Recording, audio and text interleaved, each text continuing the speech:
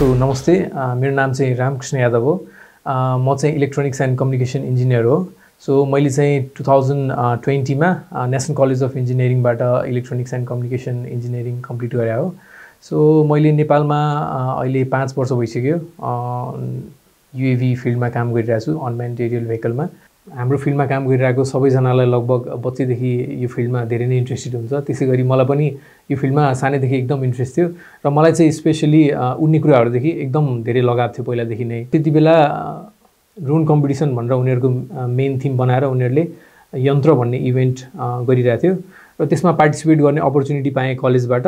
कम्पिटिसनमा जानको लागि चाहिँ मैले चाहिँ एउटा फर्स्ट मेरो ड्रोन चाहिँ त्यहाँबाट स्टार्ट भयो। फर्स्ट ड्रोन चाहिँ मैले त्यहाँ बनाएको थिएँ। कलेज पढ्दाखेरि पनि त्यही ड्रोनबाट चाहिँ हामीले पुष्पवृष्टि भनेर आकाशबाट फुल झार्थ्यौँ ड्रोनबाट। त्यो चाहिँ मैले धेरैवटा स्कुलमा गएर धेरैवटा कलेजमा गएर काठमाडौँमै पुष्पवृष्टि भन्ने चाहिँ गरेँ ड्रोनबाट। त्यो चाहिँ स्कुलहरूले आफै डिमान्ड गर्नुहुन्थ्यो उहाँहरूको इभेन्टहरूमा। त्यो गरिसकेपछि म पढ्दै एकजना विक्रान्त कार्की भन्ने दाइ हुनुहुन्छ, उहाँसँग राम्रो चिनजान भयो र उहाँको एउटा अर्गनाइजेसन छ इनोभेटिभ घर नेपाल भन्ने। त्यहाँ चाहिँ म लगभग 3rd इयर पढ्दाखेरिदेखि जोडिएँ। त्यहाँ जोडेपछि मैले ड्रोनमा झन् धेरै काम गर्ने अपर्च्युनिटीहरू पाएँ। त्यहाँ चाहिँ हुँदाखेरि मैले त्यति बेला मेडिकल ड्रोनमा हामीले काम गरिरहेको थियौँ। त्यो सेकेन्ड ड्रोन चाहिँ हाम्रो मेडिकल डेलिभरी ड्रोन भनेर हामीले बनाएको थियौँ। त्यसलाई चाहिँ हामीले 2 केजी प्रोटोटाइप थियो त्यो एउटा। त्यसलाई चाहिँ हामीले 2 केजी पेलोड बोक्न सक्ने र हामीले 2 किलोमिटरसम्म त्यसलाई टेस्ट गरेका थियौँ। 2 किलोमिटर अप र डाउन गरेर तपाईँको टोटल 4 किलोमिटरको त्यसले डिस्टेन्स एरियल डिस्टेन्स कभर गर्न सक्थ्यो विथ 2 केजी अफ पेलोड। त्यहाँ चाहिँ म काम गरिराख्दाखेरि नै यहाँ एउटा ड्रोन स्टार्टअप कम्पनी छ मधुका ड्रोन सर्भिसेस भन्ने। त्यो चाहिँ हाम्रो उज्जवल घिमिरे दाई र शम्भु शिवाकोटी दाईको स्टार्टअप हो। त्यहाँबाट चाहिँ मलाई काम गर्ने अफर गर्नुभयो अनि म त्यहाँ मधुका ड्रोन सर्भिसेसमा जोडिएँ र त्यहाँ जोडिँदाखेरि चाहिँ मैले ठुलो ड्रोनमा काम गर्ने अपर्च्युनिटीहरू पाएँ र हामीले त्यहाँ चाहिँ agriculture drone, cargo delivery drone र स्ट्रिङ्गिङ ड्रोन, ट्रान्समिसन लाइन स्ट्रिङ्गिङ ड्रोनमा काम गरिरहेछौँ। फर्स्टमा हामीले काम गरेको चाहिँ एग्रिकल्चर ड्रोन थियो। हामीले बनाएको एग्रिकल्चर ड्रोन त्यहाँ चाहिँ 10 केजी र 16 केजी औषधि बोक्न सक्ने क्षमता राखेको ड्रोन थियो। त्यो ड्रोनले चाहिँ अटोनोमस आफै त्यो म्यानुअली त्यसलाई उडाउनु पर्दैन, आफैले त्यसले औषधि त्यसमा एकचोटि हालिदिइसकेपछि त्यसमा हामीले एरियाहरू मार्क गरिदिनुपर्छ। त्यो एरियाहरू मार्क गरिदिएपछि त्यो एरियामा त्यो आफै एउटा प्याटर्नमा युनिफर्म तरिकाले औषधि छर्किँदै जान्छ त्यसले चाहिँ।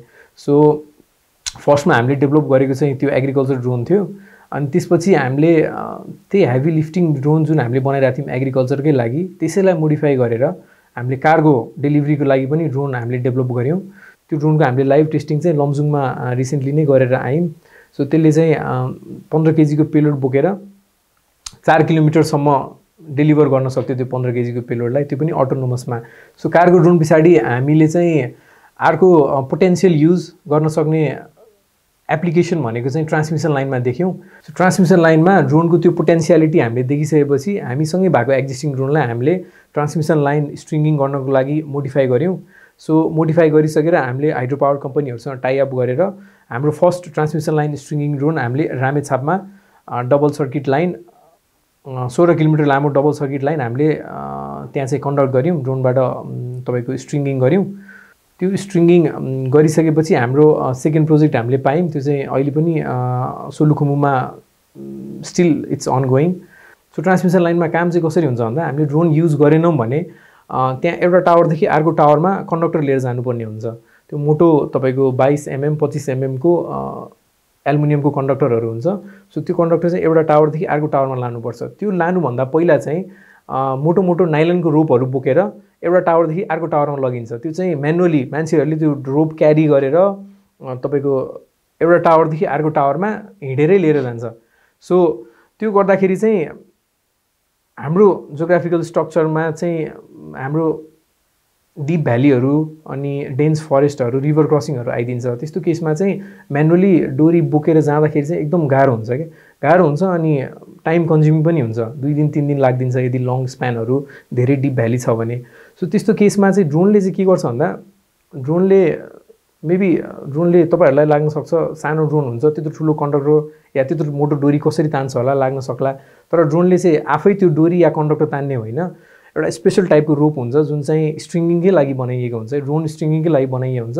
त्यस्तो खालको रोपहरू युज गरिन्छ र के हुन्छ भन्दा यतापट्टि टावरमा मान्छेहरू बस्या हुन्छ र त्यहाँ पुल्ली लगाइन्छ, पुल्ली लगाइसकेर रोप चाहिँ त्यो पुल्लीबाट पास गराइन्छ, त्यो पुल्लीबाट पास गराइसकेपछि त्यो रोपलाई चाहिँ फर्दर ड्रोनमा बाँधिन्छ, ड्रोनमा बाँधिसकेपछि त्यो पुल्लीबाट त्यो रोप चाहिँ ड्रोनले ड्र्याग गर्छ माथि नै।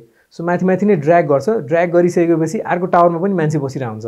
सो अर्को टावरमा मान्छे बसिरहेको हुन्छ, हामीले त्यहाँ एउटा बोतल या केही लोड झुन्डा हुन्छ, जसले गर्दा चाहिँ एउटा टेन्सन क्रिएट होस्, त्यो रोप र ड्रोनको बिचमा एउटा टेन्सन क्रिएट होस् र फर्दर त्यो ड्रोन चाहिँ त्यो रोप चाहिँ ड्रोनको प्रोपेलरहरूमा इन्ट्याङ्गल नहोस् भनेर चाहिँ हामीले त्यो टेन्सन क्रिएट गर्नको लागि एउटा सानो लोड झुन्डाएको हुन्छौँ र ड्रोनले त्यो ड्र्याग गरेर लगिसकेपछि अर्को टावरमा लगिसकेपछि त्यहाँ मान्छेहरू बसिरहेको हुन्छन् टावरमा। सो तिनीहरूले चाहिँ त्यो बोतल या लोडलाई होल्ड गर्छ, अनि त्यो होल्ड गरिसकेपछि हामीले चाहिँ माथिबाट त्यो ड्रोनबाट त्यो रोपलाई चाहिँ रिलिज गरिदिन्छौँ। सो रिलिज गरिसकेपछि तिनीहरूले त्यो रोपलाई चाहिँ टाई गर्छ, अनि त्यो रोप पातलो रोपबाट तिनीहरूले फर्दर त्यसपछि मोटो खालको जुन नाइलन रोप हुन्छ त्यो नाइलन रोप त्यो रोपबाट तिनीहरूले तान्छ, रोपबाट फेरि पुल्ली लगाएर त्यो पातलो रोपबाट नाइलन रोप तानिन्छ, नाइलन रोप तानिसकेपछि बल्ल विन्च मसिनहरू लगाएर त्यो नाइलन रोपबाट ठुलो मोटो कन्डक्टर तानिन्छ। सो त्यसरी चाहिँ ड्रोनले कम्प्लेक्सिटीलाई चाहिँ ट्रान्समिसन लाइनमा म्यानुअली गर्दाखेरि जुन हुने कम्प्लेक्सिटी हुन्छ त्यसलाई चाहिँ एकदम सिम्प्लिफाइड गरिदिएको छ। सो ट्रान्समिसन लाइनको काम चाहिँ पहिला पनि भइरहेको थियो नेपालमा। सो पहिला चाहिँ फरेनरहरू बाहिरबाट चाइनाबाट इन्डियाबाट आएर ट्रान्समिसन लाइन स्ट्रिङ्गिङ गर्नुहुन्थ्यो ड्रोनबाट, र त्यति बेला उहाँहरूले गर्दा चाहिँ कम्प्लेक्सिटी चाहिँ के हुन्थ्यो भन्दा उहाँहरू सर्ट पिरियडको टाइमको लागि आउनुहुन्थ्यो र त्यो ड्युरेसनमा काम गरिराख्दा इनकेस ड्रोनहरू क्र्यास भयो भने उहाँहरूलाई रिपेयर गर्नको लागि पार्ट्सहरू फेरि मगाउनुको लागि धेरै टाइम लाग्दिन्थ्यो क्या, र त्यति टाइमसम्म त्यो कामै होल्ड भएर बस्दिन्थ्यो। र हामी यहीँ बनाएको यहीँ एसेम्बल गरेको ड्रोन लिएर हामीले यो स्ट्रिङ्गिङभित्र छिरिसकेपछि त्यो कम्प्लेक्सिटी पनि कम भयो। जस्तै हाम्रो ड्रोन पनि इनकेस अब उड्ने कुरा हो, अनफर्चुनेटली कुनै न कुनै टाइममा एउटा पोइन्टमा आएर क्र्यास हुनसक्छ, र भएको पनि हो, हाम्रो पनि क्र्यास भयो, 2-3 पल्ट क्र्यास भयो स्ट्रिङ्गिङ गर्दाखेरि। र हाम्रो चाहिँ यहाँ भएको ड्रोन क्र्यास भयो भने हामीले चाहिँ विदिन 1 डे पार्ट्सहरू यहीँबाट लगेर साइटमा लगेर हामीले त्यहीँ रिपेयर गर्न सक्थ्यौँ र ब्याक टु वर्क ल्याउन सक्थ्यौँ विदिन 1 डे। सो त्यो कम्प्लेक्सिटीहरू चाहिँ हामीले यहीँ एसेम्बल गरेको ड्रोन युज गरेर चाहिँ धेरै सजिलो भयो। सो ट्रान्समिसन लाइन पछि चाहिँ मैले गणेश विक्रम सिंह आले मगर दाई हुनुहुन्छ, लेजेन्डरी दाई हुनुहुन्छ उहाँ चाहिँ। सो रोबोटिक्समा उहाँले विगत नेपालमा 10-15 वर्ष भइसक्यो उहाँले काम गरिराख्नु भएको। सो नेपाल आर्मीको लागि काम गर्नुहुन्छ र उहाँसँगै कोलाबोरेसनमा मैले नेपाल आर्मीको लागि पनि ड्रोन बनाउने अपर्च्युनिटीहरू पाएँ। सो अहिलेसम्म हामीले 3टा ड्रोन चाहिँ नेपाल आर्मीलाई यहीँ एसेम्बल गरेर बुझाइसकेका छौँ। सो त्यो मध्ये चाहिँ एउटा चाहिँ मल्टिपर्पस खालको ड्रोन हो, जुन चाहिँ डिफ्रेन्ट कुराहरूको लागि युज गर्न मिल्छ, त्यसलाई पेलोडहरू ड्रप गर्नको लागि, अनियर रिलिज गर्नको लागि, सो त्यसमा युज गर्न मिल्छ। अर्को 2टा भने चाहिँ सर्भिलेन्सको लागि युज हुने ड्रोन हो।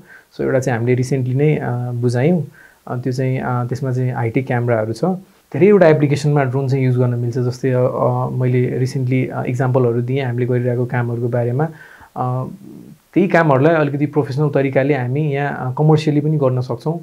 डेलिभरीकै राम्रो स्कोप छ नेपालमा, किनभने मैले अघि पनि एक्सप्लेन गरेँ सानो डिस्टेन्स हुन्छ, त्यो डिस्टेन्स कभर गर्न पनि एकदम धेरै टाइम लाग्ने हुन्छ।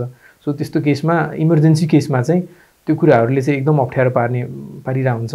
त्यो केसमा चाहिँ ड्रोनले चाहिँ एकदम ठुलो भूमिका त्यहाँ निर्वाह गर्न सक्छ। हाम्रो नेपालको केसमा चाहिँ च्यालेन्जेसहरू पनि धेरै नै छ ड्रोनमा काम गर्नको लागि। जस्तै फर्स्ट अफ अल हामीले पार्ट्सहरू इम्पोर्ट गर्नुपर्छ बाहिरबाट, त्यो इम्पोर्ट गर्दाखेरि कस्टम नै एउटा ब्यारियर बनिन्छ, कस्टममै सामानहरू चिन्दिँदैनन् अनि फ्रिक्वेन्सीहरूको कुराहरू आइदिन्छ त्यहाँ। त्योहरू आउने बित्तिकै डिफ्रेन्ट ठाउँबाट हामीले लेटरहरू लिएर आउनुपर्ने हुन्छ भनिदिन्छ त्यहाँ, त्यसरी कम्प्लेक्सिटी बढाइन्छ।